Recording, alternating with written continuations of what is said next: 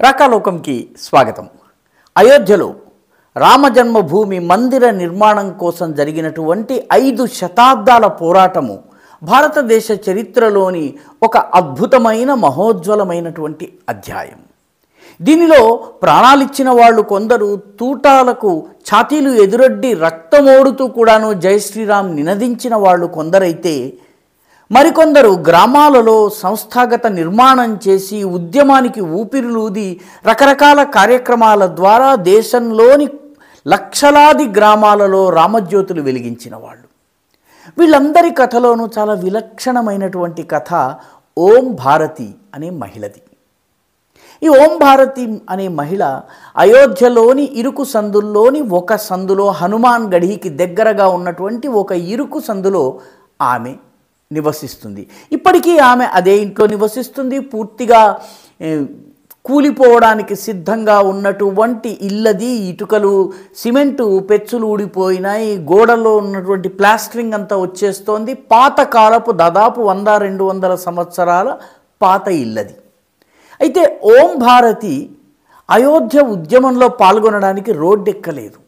ఆమె కూడాను అందరిలాగా నినాదాలు ఇస్తూ వెళ్ళలేదు. కానీ 1990లో కరసేవకుల పైన కరకు ములాయం సింగ్ యాదవ్ ప్రభుత్వము కాల్పులు జరుపుతున్నప్పుడు ఆమె కరసేవకులకు ఆశ్రయం ఇచ్చింది. ఒకరిద్దరు కాదు, 125 మంది కరసేవకులకు ఆమె ఆశ్రయం ఇచ్చింది.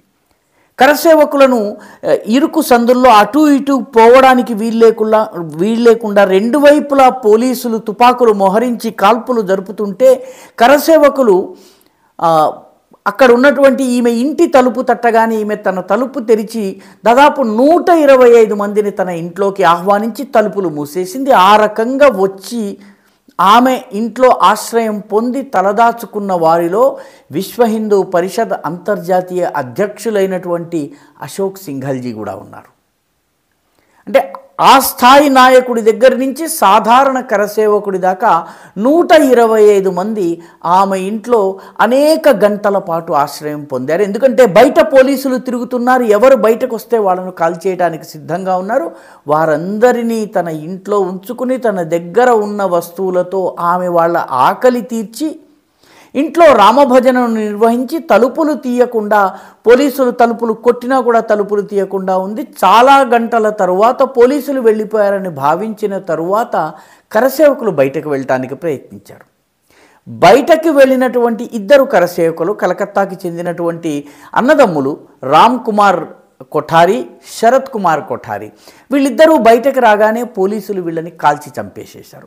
ఆ తర్వాత మరికొందరు కరసేవకులు కూడా బయటకు వచ్చినప్పుడు వాళ్ళపైన కాల్పులు జరిగినాయి. కొందరి కాళ్లకు తగిలినాయి, కొందరి ఛాతీకి తగిలింది. కొందరు అత్యంత ప్రాణాపాయ స్థితిలో నెలల పాటు కొట్టుమిట్టాడిన తరువాత బాగుపడి తమ తమ గ్రామాలకు వెళ్ళారు.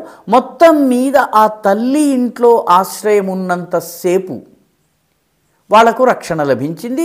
ఆమె ఇంటి పేరు కూడాను రామాయణి ఓం భారతి. ఆమె పేరు కూడా ఓం భారతియే. ఆ ఇంట్లోకి వచ్చినటువంటి వాళ్ళందరినీ ఆదరించి వాళ్ళ ప్రాణాలను కాపాడినటువంటి ఆ తల్లి ఓం భారతి ఈరోజు కూడా జీవించే ఉంది. ఇప్పటికీ కూడాను రామనామాన్ని జపం చేస్తూనే ఉంది. రామమందిర ఉద్యమం కోసం ఇతోధికంగా తన పాత్రను నిర్వహిస్తూనే ఉంది. అయోధ్యకు వచ్చేటటువంటి భక్తులకు తన వంతు సహాయము సహకారము అందిస్తూనే ఉంది. ఆమె ఆ రోజుల్లో జరిగినటువంటి సంఘటనను, బయట కాల్పుల మోతను, పోలీసుల బూట్ల చప్పుడు, పోలీసుల దమన నీతి, ములాయం సింగ్ ప్రభుత్వం యొక్క కరకు విధానాలు, వీటి గురించి ఇప్పటికీ కూడా మర్చిపోలేదు. ఒంటరిగానే జీవిస్తున్న ఆమె తన ఇంటికి ఇప్పుడు చూడడానికి వచ్చినటువంటి వాళ్ళందరికీ కూడాను తన ఇంట్లో ఏ గదిలో ఎవరు కూర్చుని ఉన్నారు, ఎంతసేపు వాళ్లకు తాను ఆశ్రయం ఇచ్చింది, అవన్నీ కూడాను కథలుగా చెప్తుంది. అయోధ్యలో బాలరాముడిని దర్శించుకోవడం తరువాత అక్కడ ఉన్నటువంటి హనుమాన్ గఢీ వంటి, లేకపోతే మణిరామ్ దాస్ ఛావనీ వంటి, జానకీమాత మందిర్ వంటివన్నీ చూసిన తరువాత ధర్మభక్తులు చూడవలసినటువంటి తప్పనిసరి ప్రదేశము ఈ ఓం భారతి ఇల్లు. ఎందుకంటే కరసేవకులకు ఆశ్రయమిచ్చి కడుపులో దాచుకున్నటువంటి తల్లి ఆమె. ఓం భారతికి జనవరి 22వ తారీఖున అయోధ్యలో జరుగుతున్నటువంటి బాలరాముని ప్రాణప్రతిష్ఠ కార్యక్రమానికి ప్రత్యేక ఆహ్వానం వచ్చింది. ఆ ఆహ్వాన పత్రాన్ని అందుకుంటూ ఆమె కన్నీరు మున్నీరై భావోద్వేగంతో నా జీవితంలోని అత్యంత ఆనందమయమైనటువంటి క్షణం ఇది అని చెప్పారు. ఇలాంటి అనేక మంది ఓం భారతిలు చేసినటువంటి నిశ్శబ్ద త్యాగాల వల్ల, నిశ్శబ్ద పోరాటం వల్లనే ఈరోజు అయోధ్యలో రామజన్మభూమి మందిర నిర్మాణం సాకారమవుతున్నది.